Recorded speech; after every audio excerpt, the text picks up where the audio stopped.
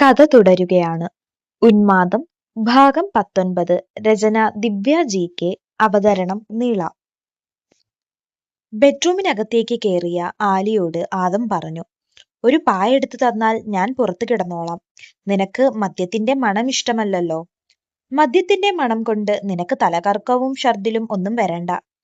വായ പൊത്തിപ്പിടിച്ച് ഭവ്യതയോടെ പറയുന്ന ആദത്തിനോട് വലിയ തെളിച്ചമില്ലാത്ത മുഖത്തോടെ ആലി പറഞ്ഞു, സാരമില്ല, വല്ലപ്പോഴുമല്ലേ നീ കുടിക്കുന്നുള്ളു. നീ കുളിച്ചിട്ട് വന്ന് കട്ടിലിൽ കിടന്നോ, ഞാൻ തറയിൽ കിടന്നോളാം.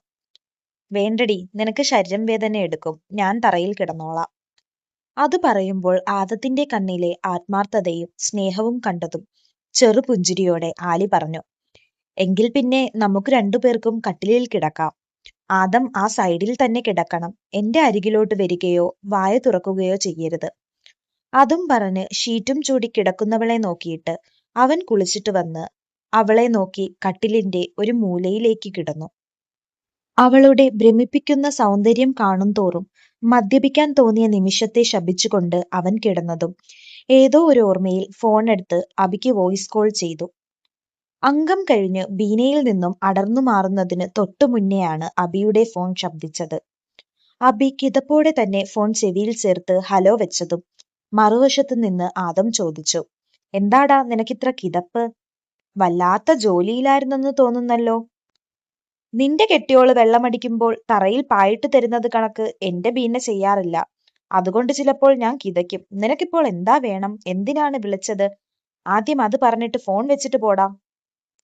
അബിയെ പച്ചയ്ക്ക് 4 തെറിയും വിളിച്ചിട്ട് ആദം ഫോൺ കട്ട് ചെയ്തിട്ട് പ്രവിയെ വിളിച്ചതും അവിടുത്തെ കർമ്മം പാതി വഴിയിലെത്തിയതേ ഉള്ളായിരുന്നു. ഫോണിന്റെ ശബ്ദം കേട്ടതും അത് ശ്രദ്ധിക്കാതെ പിന്നെയും തന്റെ പ്രവൃത്തി തുടർന്നപ്പോൾ നിർത്താതെ ബെല്ലടിക്കുന്നത് സഹിക്കാൻ കഴിയാതെ പ്രവി ഫോണെടുത്ത് ചെവിയിൽ ചേർത്തതും ഒരു നിമിഷം കഴിഞ്ഞപ്പോൾ ആദത്തിന്റെ ശബ്ദം കേട്ടു, നിന്റെ വഴക്കും തീർന്നോ? നിനക്കെന്താടാ രാത്രി ഫോൺ വിളിച്ചിട്ട് എന്തോത്തിന്റെ കുഴപ്പമാണ്? മനുഷ്യനെ സമാധാനമായിട്ട് ജീവിക്കാൻ സമ്മതിക്കരുത്. അതും പറഞ്ഞ് പിന്നെയും 5-6 തെറിയും കൂടി വിളിച്ചിട്ട് പ്രവി ഫോൺ കട്ട് ചെയ്തു. അരികിൽ കിടന്നുറങ്ങുന്ന ആലിയെ കൊതിയോടെ നോക്കിയിട്ട് വളരെ പതിയെ ആദം പറഞ്ഞു, ഇങ്ങനെ മാറിക്കിടന്നാൽ നമുക്ക് കുട്ടികൾ ഉണ്ടാകില്ല. എന്നും ഓരോ കാര്യം പറഞ്ഞ് എന്നെ പട്ടിണിയിലാക്കുകയാണ്. എങ്ങനെയൊക്കെ കിടന്നിട്ടും ഉറക്കം വരാതെ അവസാനം ആദം ബാത്റൂമിലേക്ക് പോയി. എല്ലാം കേട്ട് കണ്ണടച്ചു കിടന്ന ആലി കണ്ണു തുറന്ന് ബാത്റൂമിന്റെ വാതിലിലേക്ക് ഒന്ന് നോക്കിയിട്ട് നെടുവീർപ്പിട്ടുകൊണ്ട് തലവഴി ഷീറ്റുമൂടി കിടന്നു. കുടുംബജീവിതത്തിൽ ഇങ്ങനെയും ചില നിമിഷങ്ങൾ തരണം ചെയ്യണമെന്ന് ആലിയുടെ മനസ്സു പറഞ്ഞു. 2 മാസങ്ങൾക്ക് ശേഷം ഓഫീസിലെ ഒരു ഉച്ചനേരം.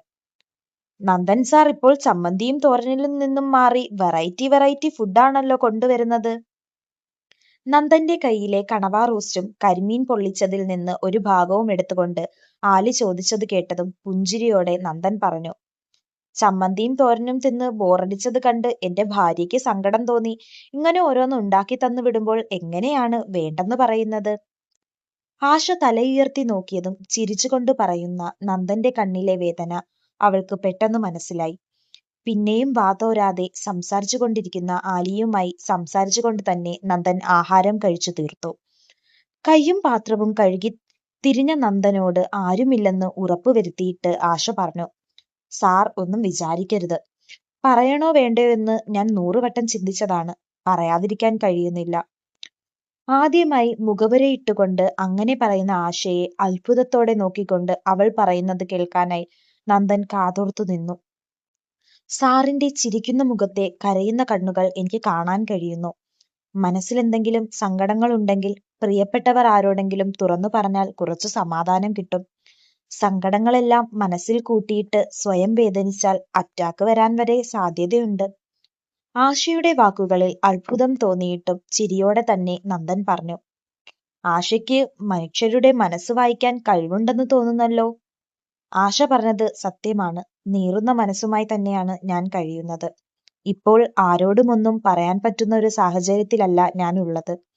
ഞാൻ പറയാതെ തന്നെ എന്റെ മനസ്സു മനസ്സിലാക്കിയ ആശയോട് തന്നെ ഒരിക്കൽ ഞാൻ എന്റെ സങ്കടം പറയാം. നല്ലൊരു സുഹൃത്തായി, നല്ലൊരു കേൾവിക്കാരിയായി അന്ന് ആശ ഉണ്ടാകണം. സാറിന് പറയാൻ തോന്നുമ്പോൾ അത് കേൾക്കാൻ തീർച്ചയായും ഞാൻ ഉണ്ടാകും. പരദൂഷണത്തിന്റെ സംസ്ഥാന സെക്രട്ടറി മീര വരുന്നത് കണ്ടതും ആശ അവനോട് ഒന്ന് ചിരിച്ചു കാണിച്ചിട്ട് നടന്നുപോയി. മീരയുടെ അർത്ഥം വെച്ചുള്ള ആക്കിയ നോട്ടം കണ്ടിട്ടും അത് മനസ്സിലാക്കാൻ കഴിയുന്ന വിധത്തിൽ ആശയുടെ മനസ്സ് അവിടെ ഇല്ലായിരുന്നു. നന്ദൻ സാറിന് ഇത്ര വേദനിക്കാൻ മാത്രമുള്ള പ്രശ്നം എന്തായിരിക്കും? ഒരു തരത്തിലല്ലെങ്കിൽ മറ്റൊരു തരത്തിൽ എല്ലാവർക്കും പ്രശ്നങ്ങളാണ്. അങ്ങനെ ചിന്തിച്ചുകൊണ്ട് ആശ അവളുടെ സീറ്റിൽ പോയിരുന്ന് ജോലി തുടങ്ങി. രാത്രി ഉറങ്ങാൻ കഴിയാതെ നന്ദഗോപൻ തിരിഞ്ഞും മറിഞ്ഞും കിടക്കുകയായിരുന്നു. 2 മാസത്തിനുള്ളിൽ വരുമെന്ന് പറഞ്ഞ ഹേമയുടെ കാമുകൻ റിച്ചു നാളെ നാട്ടിൽ വരും. എന്തൊക്കെയോ തടസ്സങ്ങൾ നേരിട്ട് 2 മാസമെന്ന് പറഞ്ഞത് 3 മാസമാവാറായി. റോസ് മോളെ ഹേമ കാണെ എടുത്തില്ലെങ്കിലും നെഞ്ചോട് ചേർത്തില്ലെങ്കിലും മോളെ ദിവസവും കാണാൻ കഴിയുമായിരുന്നു. നാളെ മുതൽ റോസ് മോളുടെ കളിച്ചിരിയില്ലാത്ത വീട്ടിൽ എങ്ങനെ കഴിയുമെന്ന് ആലോചിച്ചപ്പോൾ നന്ദഗോപന്റെ കണ്ണുകൾ പെയ്തു തുടങ്ങി. കരഞ്ഞുകൊണ്ട് തന്നെ അന്നത്തെ പ്രശ്നത്തിന് ശേഷം കഴിഞ്ഞുപോയ ദിവസങ്ങളെക്കുറിച്ച് നന്ദഗോപൻ ചിന്തിച്ചുകൊണ്ടിരുന്നു. എത്ര ജോലി കൊടുത്തിട്ടും മറുവാക്ക് പറയാതെ ഒരു വേലക്കാരിയെ പോലെ ഹേമ എല്ലാം ചെയ്തിരുന്നു. വീട്ടിലെ ആവശ്യങ്ങൾ പറയുന്നതല്ലാതെ ഒരു വാക്കുപോലും അവൾ ഇന്നുവരെ മിണ്ടിയിട്ടില്ല. രഹസ്യമായി വിളിച്ചിരുന്ന ഫോൺ കോളുകൾ അവൾ പരസ്യമായി വിളിക്കാൻ തുടങ്ങി. റിച്ചുവാണ് കുഞ്ഞിന്റെ അച്ഛൻ എന്ന കാര്യം റോസ് മോളോട് അവൾ പറഞ്ഞു മനസ്സിലാക്കി കൊടുക്കുന്നത് പലപ്പോഴും കണ്ടു നിൽക്കേണ്ടി വന്നു. ദൈവമേ, ഞാൻ എന്ത് തെറ്റ് ചെയ്തിട്ടാണ് എനിക്ക് ഇങ്ങനെ ഒരു വിധി തന്നത്? ഇങ്ങനെ വേദനിപ്പിക്കാതെ എന്നെ അങ്ങ് തിരികെ വിളിച്ചൂടെ? സങ്കടം സഹിക്കാൻ വയ്യാതെ തലവേദന കലശലായപ്പോൾ ഉറങ്ങാനും തലവേദനയ്ക്കും എല്ലാ ടാബ്ലറ്റുകൾ വാരി തിന്നുകൊണ്ടവൻ കണ്ണടച്ചു കിടന്നു. ഹേമയും ഉറങ്ങാതെ ബെഡ്റൂമിലെ നിലക്കണ്ണാടിയിൽ നോക്കി നിൽക്കുകയായിരുന്നു. ഇന്നുവരെ ഒരുങ്ങണമെന്നോ മുഖം കണ്ണാടിയിൽ നോക്കണമെന്നോ തോന്നിയിട്ടില്ല. കാണാനുള്ള ആൾ കാണാനില്ലാതെ എന്തിനാണ് ഒരുങ്ങുന്നതെന്ന ചിന്തയാണ് അതിന് മുതിരാതിരുന്നത്. പക്ഷേ നാളെ റിച്ചു വരുമെന്നറിഞ്ഞത് മുതൽ കണ്ണാടിയിൽ നിന്നും കണ്ണെടുക്കാൻ തോന്നുന്നില്ല. എങ്ങനെയൊക്കെ മുഖസൗന്ദര്യം വരുത്തിയിട്ടും മതിയാവാത്തതുപോലെ തോന്നുന്നു. ഷാംപൂ ചെയ്ത് വിടർത്തിയിട്ട മുടി ചീപ്പിക്കൊണ്ട് നിൽക്കുമ്പോൾ അവളുടെ മനസ്സും ശരീരവും റിച്ചുവിന്റെ സാമീപ്യം കൊതിച്ചുകൊണ്ടിരുന്നു. ഇത്രയും കാലവും അവളെയും കുഞ്ഞിനെയും പൊന്നുപോലെ നോക്കിയ നന്ദനെക്കുറിച്ചുള്ള ഒരു ചിന്തകളും അവളുടെ മനസ്സിൽ വന്നില്ല. റിച്ചുവുമൊത്തുള്ള നല്ല നിമിഷങ്ങൾ മാത്രമേ അവളുടെ മനസ്സിലും ചിന്തകളിലും നിറഞ്ഞു നിന്നുള്ളൂ. മുറിയിലെ ക്ലോക്കിൽ സമയം നോക്കി നീങ്ങാത്തതോർത്തവൾ സ്വയം പരിതപിച്ചു. റോസുമോളുടെ അരികിൽ കിടന്നുകൊണ്ട് അവളെ ഇടയ്ക്കിടയ്ക്ക് ചുംബിച്ചുകൊണ്ടിരുന്നു. നിദ്രാദേവി കടാക്ഷിക്കാത്തത് കൊണ്ട് എഴുന്നേറ്റ് നടന്നും ഇരുന്നും കിടന്നും അവൾ ഒരുവിധം നേരം വെളുപ്പിച്ചു. വെളുപ്പിനെ അലറാം അടിച്ചപ്പോഴാണ് നന്ദഗോപൻ കണ്ണു തുറന്നത്. കണ്ണു തുറന്നിട്ടും എഴുന്നേൽക്കാതെ സീലിംഗിലേക്ക് നോക്കി ആലോചനയോടെ കിടന്നു. സമയം വളരെ പെട്ടെന്നു പോകുന്നത് പോലെ അവന് തോന്നി. തന്റെ ജീവിതത്തിന്റെ അന്ത്യം കുറിക്കുന്ന ദിവസമായതുകൊണ്ട് ലീവ് എടുത്തിരിക്കുകയാണ്. 10 ദിവസത്തെ മെഡിക്കൽ ലീവാണ് എടുത്തിരിക്കുന്നത്. ഹേമയെ അവളുടെ കാമുകന്റെ കൂടെ യാത്രയാക്കി മനസ്സിന് സ്വസ്ഥതയായിട്ടേ ഇനി ഓഫീസിൽ പോകുന്നുള്ളൂ. എനിക്ക് എന്റെ മനസ്സിന് സ്വസ്ഥത കിട്ടുമോ? വീട്ടുകാരുടെയും നാട്ടുകാരുടെയും സഹപ്രവർത്തകരുടെയും മുൻപിൽ ഞാനൊരു കോമാളിയാവില്ലേ? ഓരോന്നും ഓർക്കും തോറും അവന്റെ കണ്ണുകൾ നിറഞ്ഞൊഴുകി. 8 മണി കഴിഞ്ഞിട്ടും നന്ദഗോപൻ എണ്ണീറ്റ് വരാതെ ഇരുന്നപ്പോൾ ഹേമയ്ക്ക് ചെറുതായി ഭയം തോന്നി. ഇന്നുവരെ ഇതുപോലെ കിടന്നിട്ടില്ല. ഇനി എന്തെങ്കിലും അബദ്ധം ചെയ്തു കാണുമോ? ഇതുവരെ അവനെക്കുറിച്ച് ചിന്തിക്കാതെ റിച്ചു എന്ന മായിക ലോകത്തിരുന്നവൾ നന്ദന്റെ മാത്രം ചിന്തയിൽ കുടുങ്ങി എന്തു വേണമെന്നറിയാതെ അവന്റെ മുറിയുടെ വാതിലിൽ പോയി നിന്ന് പല പ്രാവശ്യം ആലോചിച്ചതിനു ശേഷം വാതിലിൽ തട്ടാൻ തുടങ്ങി. കതകിൽ തട്ടുന്ന ശബ്ദം കേട്ടാണ് നന്ദൻ കിടക്ക വിട്ട് എണ്ണീറ്റത്.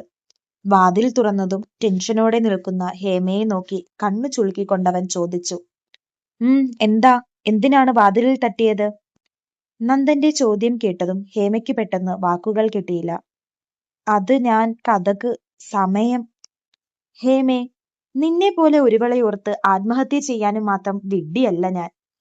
നമ്മുടെ വിവാഹം കഴിഞ്ഞിട്ട് ഇത്രയും വർഷത്തിനിടയ്ക്ക് ആദ്യമായാണ് നീ എന്നെക്കുറിച്ച് ഒരു നിമിഷം ചിന്തിക്കുന്നത്. അതിന് വളരെ സന്തോഷം. പുച്ഛത്തോടെ പറഞ്ഞിട്ട് മുറിയിൽ കയറി കതകടച്ചവനെ നോക്കി ഹേമ ആശ്വാസത്തോടെ നെടുവീർപ്പിട്ടു. നന്ദൻ ബാത്റൂമിലെ മിററിൽ സ്വന്തം മുഖം നോക്കിക്കൊണ്ട് കുറച്ചു സമയം നിന്നിട്ട് ഫ്രഷ് ആവാൻ തുടങ്ങി. യാതൊരു സങ്കടവും മുഖത്ത് കാട്ടാതെ മനസ്സ് കരിങ്കല്ലാക്കി എന്റെ റോസുമോളെ അവളുടെ യഥാർത്ഥ അവകാശിയെ ഏൽപ്പിക്കണം. തോറ്റുപോയവന്റെ ചിരി അവന്റെ ചുണ്ടുകളിൽ വിരിഞ്ഞു നിന്നു. കോളിംഗ് ബെൽ അടിക്കുന്ന ശബ്ദം കേട്ടതും നന്ദഗോപന്റെ നെഞ്ചിടിപ്പ് കൂടി. ചിരി ഒട്ടിച്ചു വെച്ചിരുന്ന മുഖത്ത് വേദന നിഴലിച്ചു. ഹേമ റോസ് മോളെ വാരിയെടുത്ത് ആകാംക്ഷയോടെ ഓടിച്ചെന്ന് വാതിൽ തുറന്നതും. അടുത്ത ഭാഗത്തിനായി കാത്തിരിക്കൂ. കഥ ഇനിയും തുടരും. കഥ ഇഷ്ടമായാൽ സബ്സ്ക്രൈബ് ചെയ്ത് കൂടെ കൂടണേ.